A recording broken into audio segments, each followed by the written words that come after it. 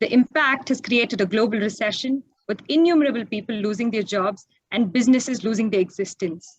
As we move forward to rebuild our economy, it is crucial to make it sustainable, inclusive, and resilient as possible. At the time of this unprecedented crisis and uncertainty, business leaders are exposed to conflicting challenges and prompt decision-making based on limited information, while anticipating future opportunities to increase business sustainability in current scenarios. Leaders need to maintain a crucial balance to protect business performances on one hand and reassure employees and customers on the other. This demands empathy, compassion, and mutual trust building among the leaders and their team members.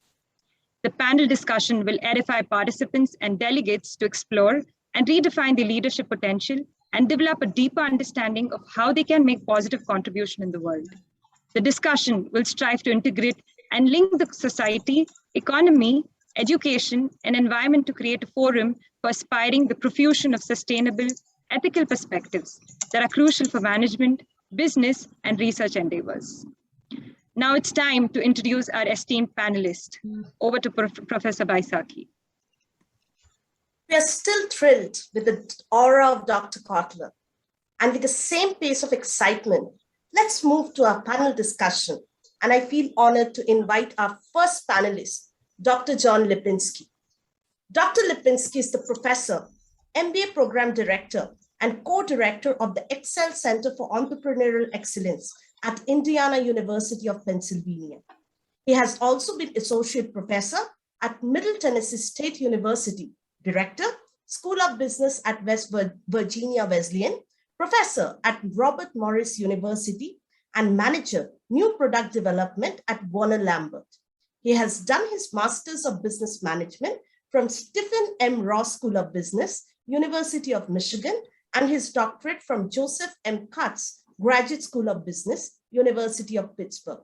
Dear sir, I feel immensely pleased to welcome you.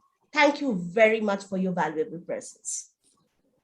Our second panelist is Ms. Mariana Goody.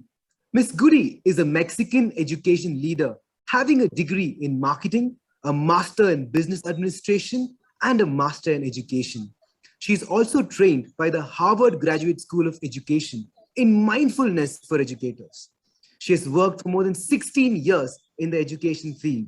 She is the founder and director of Miraki, a social project on emotional education, which has been recognized as one of the best projects in Latin America by the Latin American Education Conference, both in 2018 and 2021 of the Harvard Graduate School. In addition, she is an education consultant and international speaker who has given several keynote presentations across the globe, including a TEDx talk. Ma'am, it's an absolute privilege. We extend a warm welcome to you. Thank you so much for accepting to be part of our panel discussion. Our next panelist is Mr. Vinod Damlekar.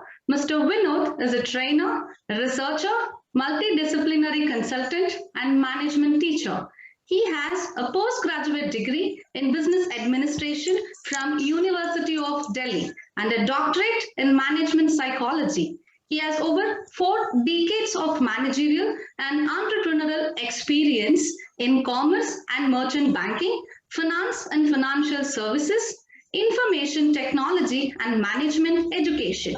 He has held a variety of senior positions as bank manager, professor, president, and director in different organizations. He has written a book and published papers on simulation games, marketing, finance, learning, and management psychology. His papers on simulation games were presented and published in various conferences.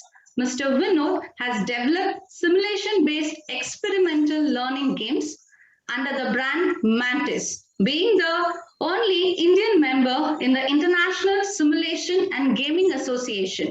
It is an absolute privilege to welcome you, sir, as our esteemed panelist. Thank you for your consideration and time.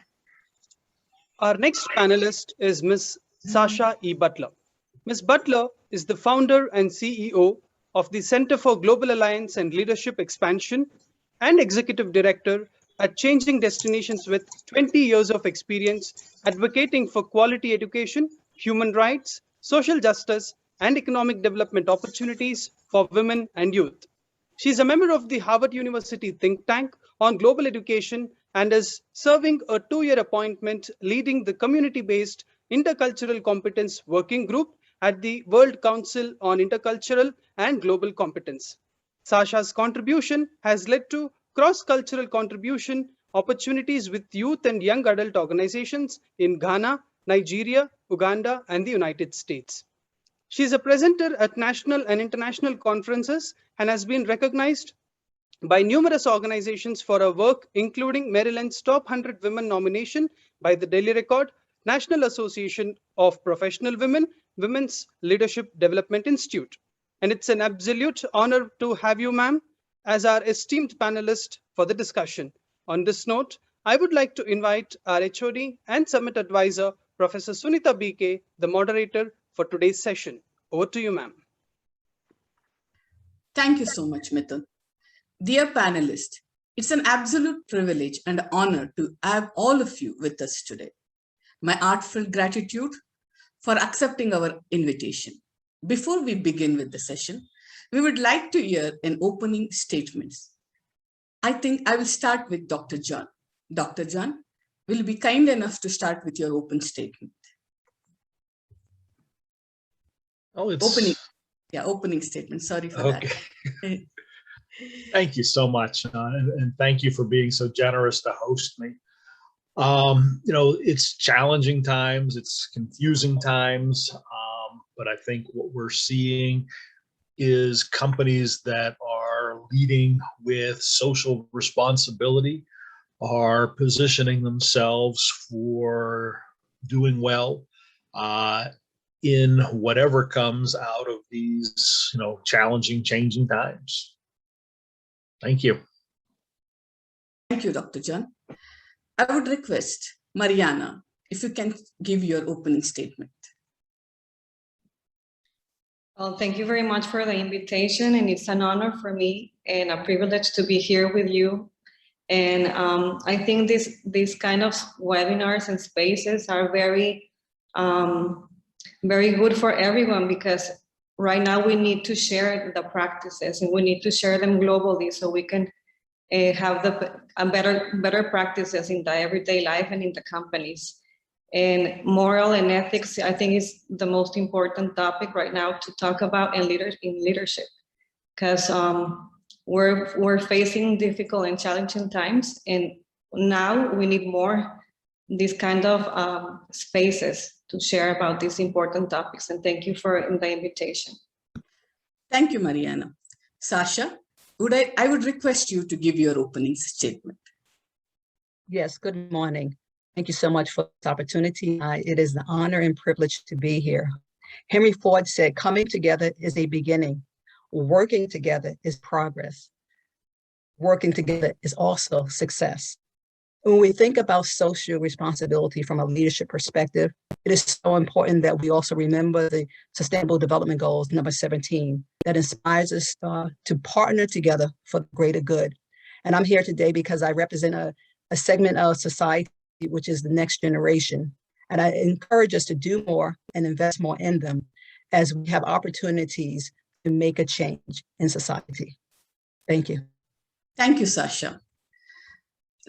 Mr. Vinod, thank you so much for accepting our invitation and being part of our summit. Sir, we would like you to give an opening statement on your thoughts on social responsibility. Thank you. Good evening. Social responsibility, I think, goes far beyond our accepted official roles wherever we are, as a business person or an employee or an employer or a leader of any kind. It admits and recognizes that we need to connect with the rest of the world. I don't mean the society around us or community around us, a few kilometers beyond us, but everybody anywhere else that we are there. And that connection is also recognizing the fact that our well-being depends on how safe and secure the rest of the community is. And it's important that we do everything possible that everybody else, the weaker sections of society, are cared for. And therefore, in India, we have the Companies Act, which from 2013 or 14 has initiated and directed large companies with profits to do something specific in the area of social responsibility, which of course goes under the umbrella of CSR, that is corporate social responsibility. Thank you, ma'am. Thank you, Mr. Vinod. John, if I can start asking you a question. Is ethics a textbook definition in today's world, or a marketing prospect, or it really ethics matter for companies when they are selling anything to us, whether it's a product or a service? Absolutely, because there's competition, and no company really exists outside of that competitive environment. And obviously the millennial generation and even the older people have come to expect a company to demonstrate a level of social responsibility. With social media, it's very easy for people to share their thoughts and share their concerns. And, you see very quickly that when a company is seen as, not doing things in an ethical manner, not doing things the right way, they face a backlash. Okay. It happens. Okay. Thank you. Thank you, John. Mariana, I have a question from one of our participants to you. What are the contemporary issues to be considered in terms of leadership during pandemic situation? First of all, a good leader, an authentic leader, has to roll with example. So in these difficult times, you have to take that role and you have to show them the path, because in difficult times, the organization will tend to follow you more and will tend to listen to you more than ever. So you have to be an example for them. You have to lead them with your heart, and also listen to them, to their opinions, listen to their what they want to share with you. Because I think that's the most important thing in an organization and in a thing, that they have the trust and the confidence with you to share their points of view. And sometimes you don't have the best decision, you don't have the best answers, and your team has the best answers. So you have to be able to listen to them. And then instead of you speaking, listening. I think that's important. Thank you so much. Such a profound thought. Thank you so much. Sasha, your work talks about a lot of dealing with women, how how women make a difference. Sasha, do you really think that when leadership is spoken about, there should be a gender divide between a man who is leading an organization or a woman is leading an organization? Can justice be a leader leading an organization? That would be an ideal world, and that is what I am striving for, especially with the Sustainable Development Goal number 5 of gender equality.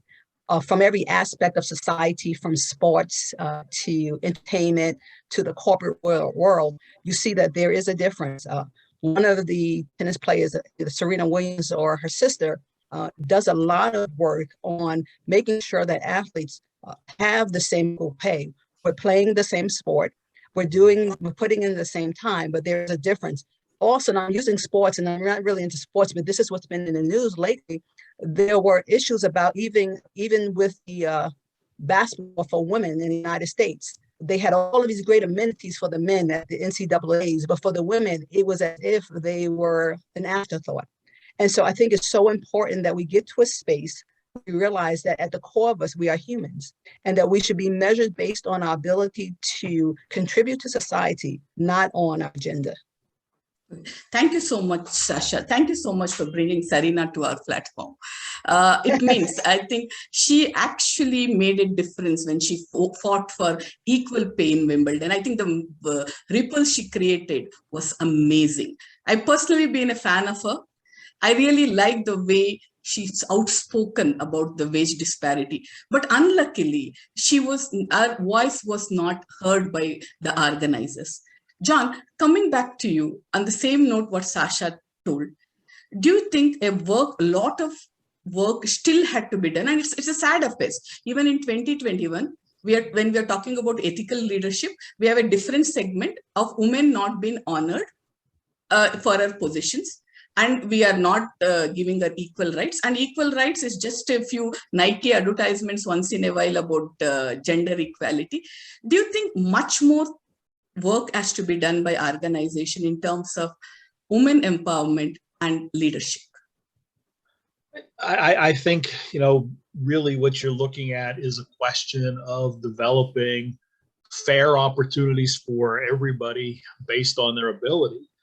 I have 2 young daughters, and I want to see them have the same exact opportunities as my son. I think you've seen this evolution happening over the years.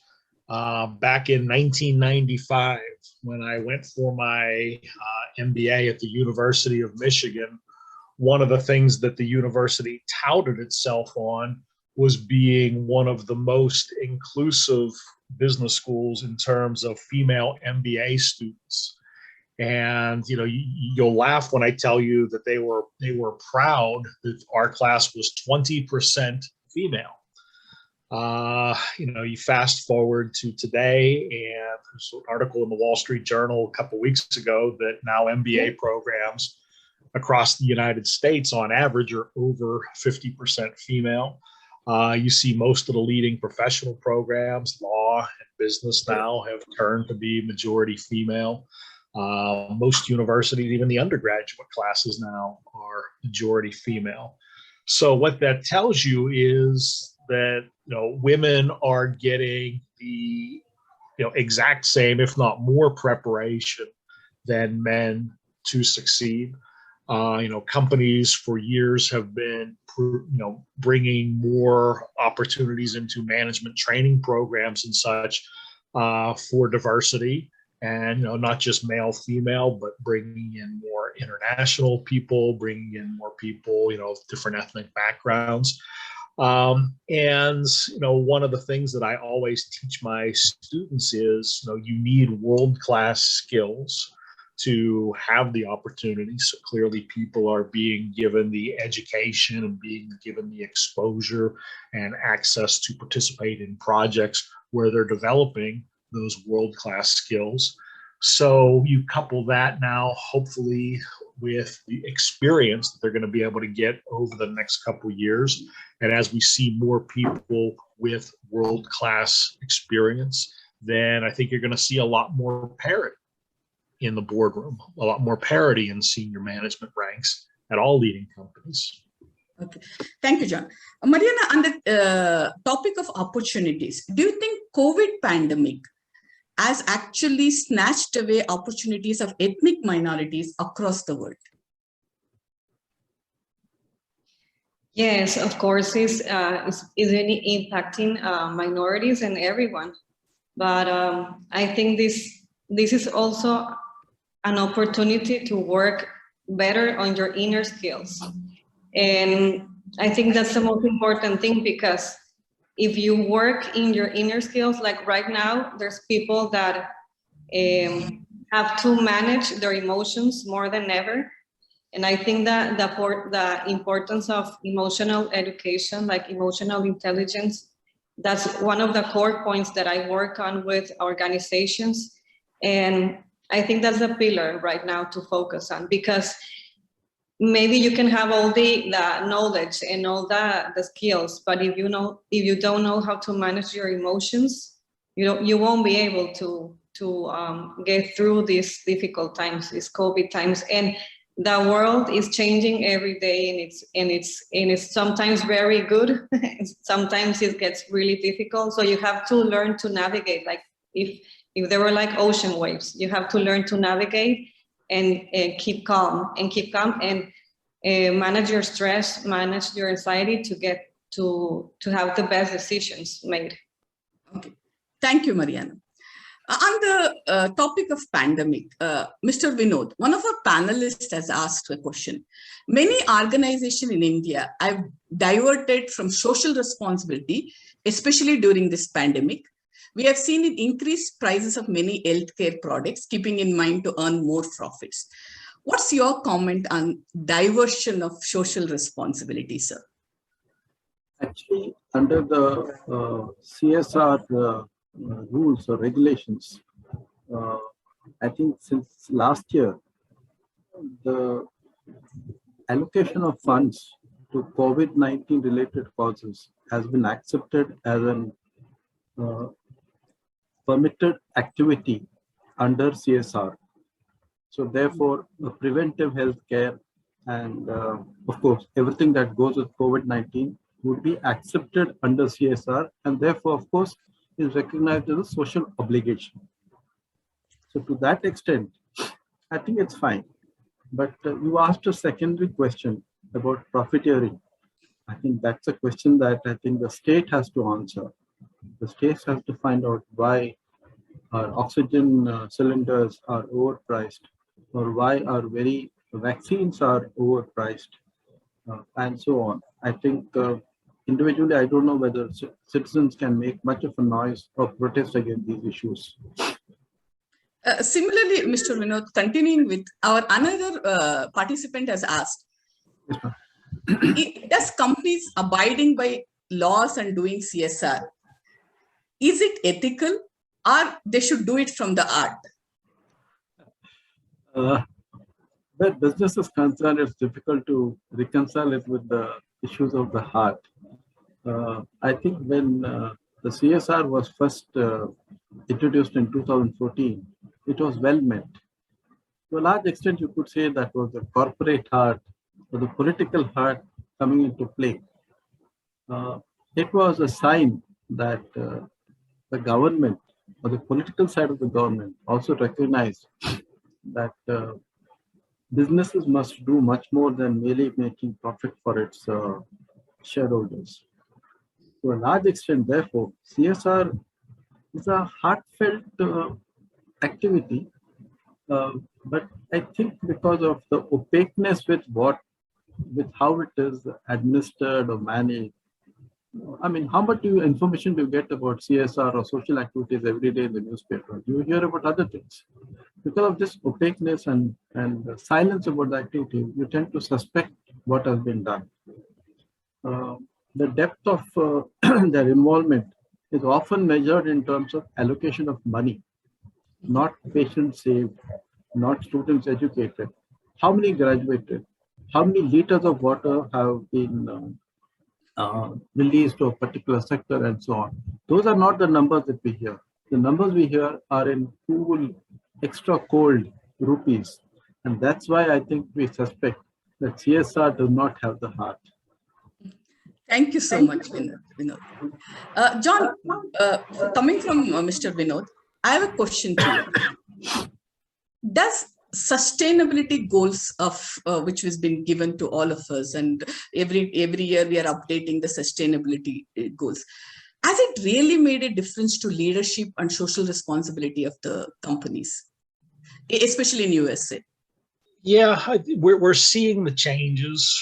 There was the big report from the UN yesterday looking at the climate crisis, and the business news really came to life with how companies are realizing how major changes are going to happen this decade, and companies that had been dragging their feet, really hoping that these pressures were going to go away, have realized that they are not.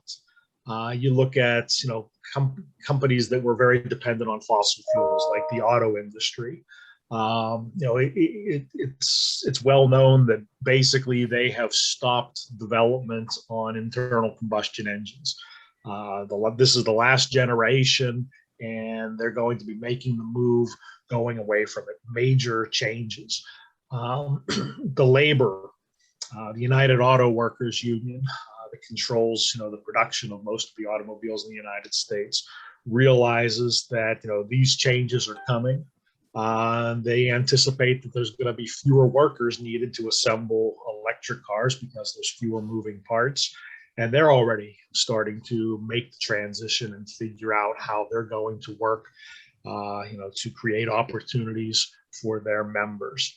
We've got wildfires going out west. We've got drought conditions making it more difficult for a lot of the agriculture industry. I mean, these are all very strong wake-up calls, and people are watching and waiting to see how companies are going to react or are acting.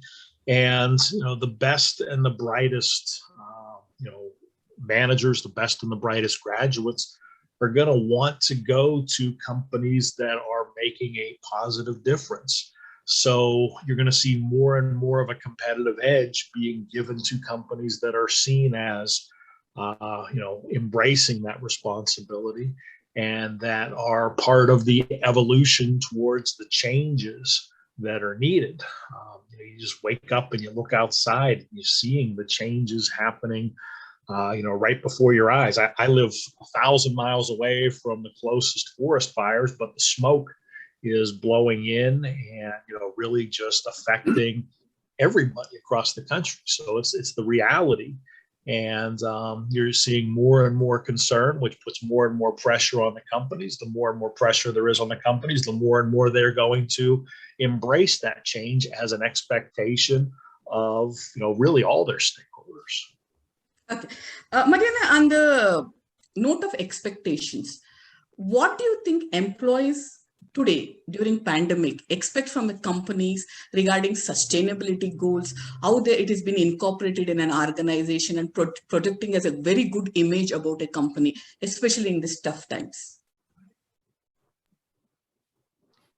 I think it's very important, first of all, that all the employees and everyone in the company know that what is a sustainable development goal, because many companies here in Latin America don't even know what is that, Yes. So first of all, introducing the importance. And second of all, many companies have these amazing reports and paragraphs written, we are socially responsible, blah, blah, blah. But in real life, they don't care and nobody practices anything. So you have to work with, first of all, giving the importance of the sustainable development goals, because we have to understand that we are only one race. That we are the human race, and we only have one home, which is this planet.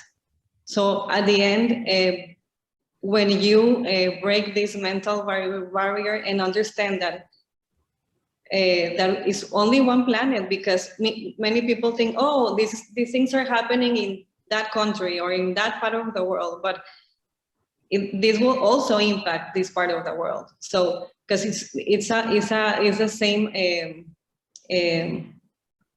planet, and it's very important for us to understand that we have to take care of the planet, and it's not something in the future. Like, we're seeing the impact in the environment and everything right now. And if we want to live a world where our kids can play and be safe, and our great-grand kids and everything, we have to have this vision before and focus and in the moral practices and in the good practices to leave this safe space for the future as well. Thank you, Mariana. Mariana, your thought is so nice that it's one planet. All of us belong to this planet. Sasha, on this note, how much a difference a woman can make in achieving sustainable goals, especially in those countries where, as Mariana was telling, they don't even know what is sustainable development. They don't even know what is development. And for them, what difference a woman can make in this particular agenda?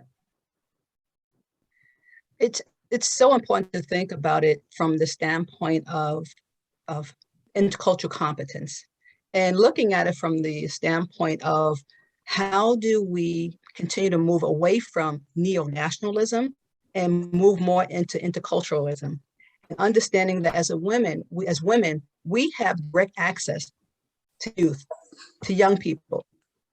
And while in some areas where they don't know about it or where they may not have the resources, women like myself and the work that I do, connecting with women across the globe and providing those resources. Last year during the pandemic, there was such a struggle because all programming, even in the United States, was suspended. And you had many grassroots organizations that did not have the resources to make a difference. And many of those grassroots organizations are led by women. You'll be surprised that a lot of the nonprofits are led by women here in the United States. And so while we were not a big corporation, we were able to create a roundtable and we're able to use the internet. Everyone is able to at least to get on the internet at some level. And we were able to have dialogue about what the needs are. And when you put a bunch of women in a room, there is this maternal desire to make a difference. And so we began to raise money for essential workers in Nigeria. And we just used each one of us at our level of privilege or our level of opportunity, began to pull our resources together. And then we targeted those communities that perhaps did not have it. But in doing that, sharing the importance of the Sustainable Development Goal number 10, reducing inequities. And so we have to do it from a mindset of that we have to partner for the good of society, not just for my community, not just for my family, but for those around the world. Because I say to someone, they ask me, who are my children? Who are the youth that I touch? I say, my children are those children that I come in contact wherever I go in this world. And so I encourage women, those are privileged. And so we don't always like to look at ourselves as privileged, but I am privileged. I'm a woman of color, but I'm still privileged because I'm in the United States. Take what I have, because what I have can make a difference in the life of someone else in another country. And I continue to do that. And I believe if we continue to do that at any level. I said something, I was speaking to a group of women in Nigeria, in Uganda a couple of years ago. And I said, you can be a world changer right in your community. There are resources, there are ideas, there are concepts, there are inventions that can happen in your village and in your home. So you don't have to come to the United States. You don't have to go to Europe. You can change the world where you are. So inspire yourself and then inspire the young people to follow you. Thank you, Sasha. John, and continuing what Sasha just told, especially how important is leadership in African continent. Probably today, entire world says they are the fastest growing continent, especially in the misutilization of resources, which is happening across Africa. How important is leadership in that continent with social responsibility? Well, obviously critically, Africa is an interesting place. It's where the youngest population is. You mentioned the richness of the resources. We know the agriculture sector is very underdeveloped. So in terms of feeding the world, it's where the most potential is. You really look and say, how do you work to achieve, all the potential from a continent with all of the possibilities that are there? You need good ethical leadership, because without it, let's face it, a lot of the problems on the African continent are a result of a lot of unethical leadership, where if all the money is going and being invested into high-end real estate in London, winding up in Swiss bank accounts and such, it's not going to do anything to develop the country. There's been decades and decades of loans taken out to do developmental projects. Developmental projects never get done. The money's disappeared, but the people are still stuck with the debt, but nothing to show for it. So developing the youth, developing the all the resources that are there, definitely is going to be good for the entire planet if you do it the right way. Okay, thank you, John. Same question to you, Mariana, but in perspective of Latin America. In Latin America, how important is leadership, especially in the same misutilization of resources are happening as it is in Africa? How important and how social responsibility leadership is important, especially today in Latin America? It's very important worldwide, but in Latin America, we see the problem that we see here in this part of the continent, the part of the world, is that there's people with a lot of money and people without like any money, a big gap between rich and poor. So people are like fighting to get the best positions. But at the end, the important thing is to have the right mindset, because even though if you have the power and you have the money, what are you going to do with that money and with that power? That's the important question. So when maybe some people, when they reach that level of power and economy that they're dreaming about, then they don't know what to do with the money. And the important thing is to have the right mindset, because now that you have the money and the power, you have to act responsible and socially responsible with your community. So the first thing that great leaders try to do here is create, let's say, schools, good schools for people that don't have the economic capability to pay for the tuitions. Help your community with the health department, with the health, because here there's not so many good hospitals where I live in Nicaragua. So you have to, the important thing is act, thinking about how can I help my community, first of all, because you can have a big dream. I want to change the world. Yes, you have to start by yourself. How can you change yourself, first of all? How can you be a better person? That's the first question. How can am I really helping? Am I doing my best as an individual? And if I'm contributing to my society and my community, that's the second best question. And then you can have these great ideas to help other parts of the world, but you have to give your best first for you and then for your community. Okay. Mr. Vinod, coming on responsibility side, in India, do you think private-public partnership can make a difference, like how Mariana told, in the field of education, in the field of health, which are paramount importance right now to our country? I suspect the answer there first lies in the many myriad ways in which we look at education today in the country and outside the country as well. There are lapses in many places. There's not enough investment, and the degrees in which how we dispense with education as well. But coming back to your question, public-private partnership, I don't know. I'm not very sure, because both of them, both the public and the private, I mean the government and the business entity coming together, I think they'll find it difficult to blend it together and come together and offer a common program for education. I think it will be, I don't think it will be easy. I think they'll be very difficult partners in their objective.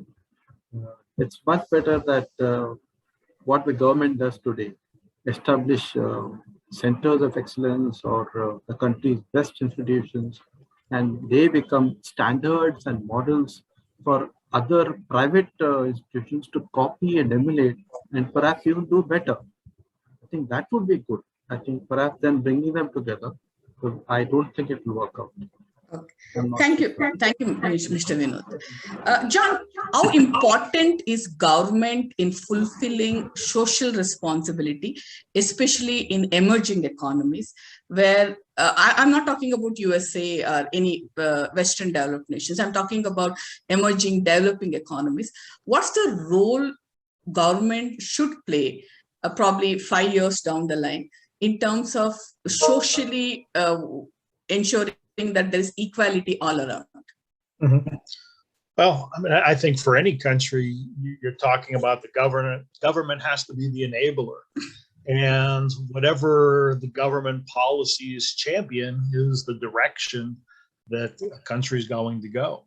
So if I'm looking at a developing country, I would want them to be taking the lead, working with advanced economies, saying, how can you help us to develop the right way? How can you help us develop in sustainable ways? You hear so many arguments that Europe and the United States and China took advantage of cheap carbon fuel to fuel their development. Now you're asking the developing world to just forego it. There's a responsibility for all governments to come together. As my other panelists have been commenting, we're one planet, and if you just shift the pollution, if you just shift the bad stuff to some other corner of the globe, it doesn't matter because it all goes into the atmosphere and it affects us all. So the governments have to be coordinating, enabling, championing, doing things the right way to lead to that desired development that's going to make for a better world for everybody going forward. We're all in this together, be it a pandemic, be it carbon, be it melting and rising oceans, whatever the challenges are that we're going to face. We know the challenges are coming, and the challenge is for governments to enable people to meet those challenges in a way that's not going to make things worse. John, I'm tempted to ask one question to you. You just mentioned about the climate accord. Is it really a climate accord which is going to make a difference? Or is it just a publicity stunt by political leaders to have a photo op opportunity? Does climate accord, I think once we had Donald Trump walking out of the Paris environmental accord, it was a huge scene across the press a few years down the line. But do you think these kind of accords, these kind of summits actually make a difference? The people of the, oh, sorry, was the question to me? Yes, sir. Yes. Yeah, the people of the world need to understand what's happening. The people of the world need to understand what the potential ramifications are. I think that's the value of having the United Nations and groups like that putting these reports out and basically making them as honest and as trustworthy as possible. Frankly, in my view, shame on governments that want to downplay it for their short-term advantage. If I could ignore it and have, a 5-year window of advantage, what's the point? Why walk out when you know that problem is not only going to be there, but is going to be there worse in 5 years if you don't take action? For countries that walk away, for countries that try to ignore the problem and just hope that it's going to go away, you're really taking a very strong gamble, and that gamble could affect everybody. Okay, thank you, John. Sasha, on that note of gamble, how much gamble has world leaders taken? Probably, I'm not talking about too far away time, since the emergence of heavy globalization from Asian side, from China trying to dominate the world, and everybody talking about the world.